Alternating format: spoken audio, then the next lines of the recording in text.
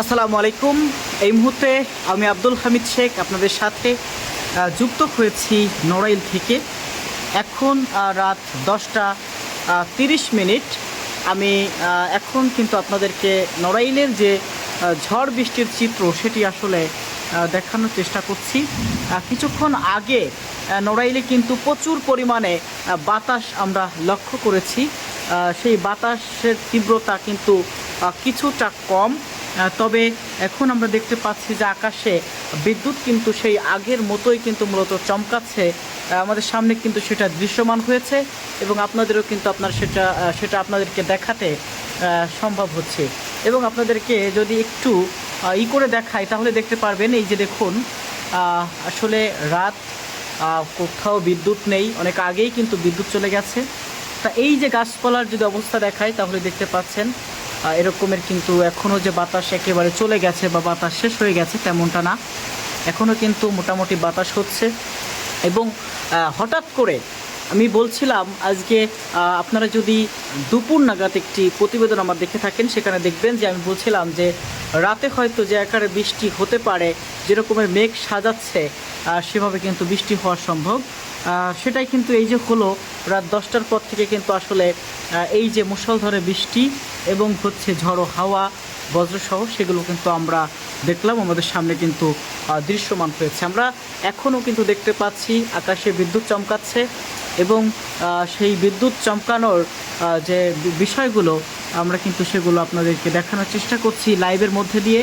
এই যে আবারও কিন্তু তীব্র বাতাস আসতেছে, আমরা যদি আপনাদেরকে দেখাতে চাই, আপনারা যদি দেখছেন আবারও কিন্তু বাতাস শুরু হচ্ছে এবং আকাশে কিন্তু এক ধারসে কিন্তু বিদ্যুৎ চমকাচ্ছে, বিদ্যুতের আলো আমরা আসলে দেখতে পাচ্ছি।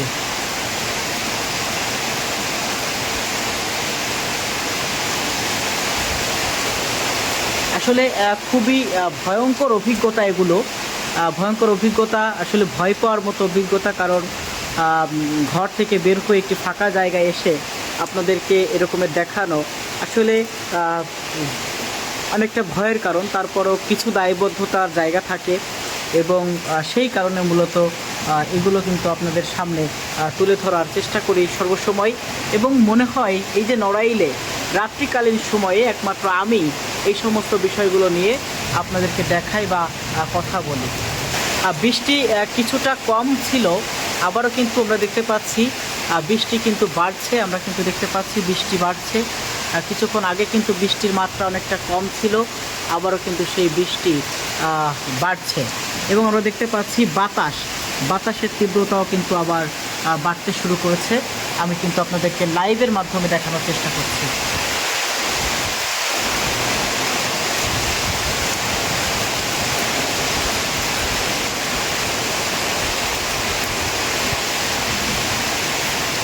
কিছুক্ষণ আগেও কিন্তু বাতাসের যে তীব্রতা সেটি অনেকটাই কম ছিল, তবে আবারও কিন্তু যে বাতাস সেটি কিন্তু বাড়ছে, আমরা দেখতে পাচ্ছি, আমাদের চোখের সামনে দৃশ্যমান হচ্ছে।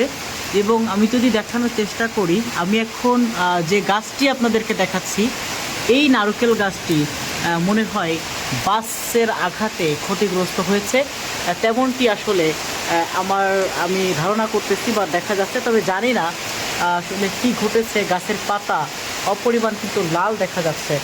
যাই হোক, এখন প্রায় রাত 10:30টার বেশি বেজে গেছে। আমরা আপনাদেরকে পরবর্তীতে আবারও দেখানোর চেষ্টা করব। আসলে দুর্যোগ, প্রাকৃতিক দুর্যোগ, আসলে এটাকে সবাই ভয় করে। আমার কিন্তু এই মুহূর্তে প্রচণ্ড ভয় করছে। আমি কিন্তু এই মুহূর্তে কিন্তু লাইভ থেকে বের হয়ে যাচ্ছি। আপনারা হয়তো পরবর্তীতে এই ভিডিওটি IBN 9BDর মাধ্যমে দেখতে পারবেন। যাই হোক, আমি এই মুহূর্তে লাইভ শেষ করে দিচ্ছি। এখন কিছুটা বাতাস কম, তবে মাঝে মাঝে বেশি, মাঝে মাঝে কম, এভাবেই কিন্তু এখন বৃষ্টি, বাতাস বা এই যে বিদ্যুৎ চমকানো সব কিছু কিন্তু মূলত এখন এভাবেই হচ্ছে।